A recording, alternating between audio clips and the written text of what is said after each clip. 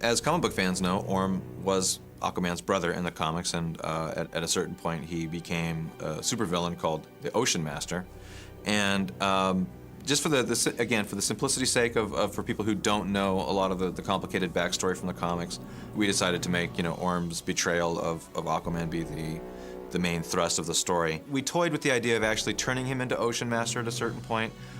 It ultimately came down to a visual. We tried designing his character in a number of ways, and the Ocean Master design just we just hit a brick wall with it. We just couldn't figure out a way to actually make it look really interesting and cool. So we incorporated a little bit of that fish motif in the helmet that he wears when he usurps the throne from Aquaman. But he doesn't really ever become Ocean Master, and you can't even say the name Ocean Master. It just sounds kind of goofy.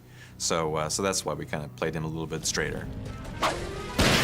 It's tricky to do a character like Deadshot in the animated world because Deadshot's whole thing is that he's like the world's greatest assassin. Well, in children's programming, we can't really ever kill anybody. So you have a guy who's the world's greatest assassin, and yet he's never allowed to do what he does best. And we thought, well, it'd be kind of neat, just kind of like the Kanjar-O thing in Blackest Night.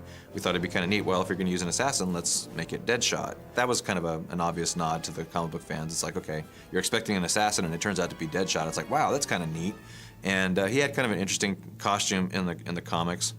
So that was, gave him a much more interesting visual than if he had just been just a hired thug. Voice-wise, Michael Rosenbaum, who plays the Flash for us, he's, when we're just goofing around in between takes when we're recording, he's constantly doing impressions and goofing around. And earlier he had done a Christopher Walken impression while he was goofing around one day, and we thought, wow, that's really great. It's a really funny impression.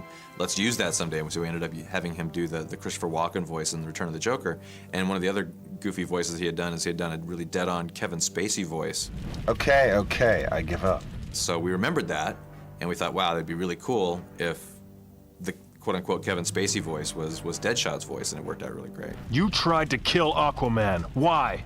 Gee, why would a hired gun try to shoot somebody? Could it be that someone paid me to?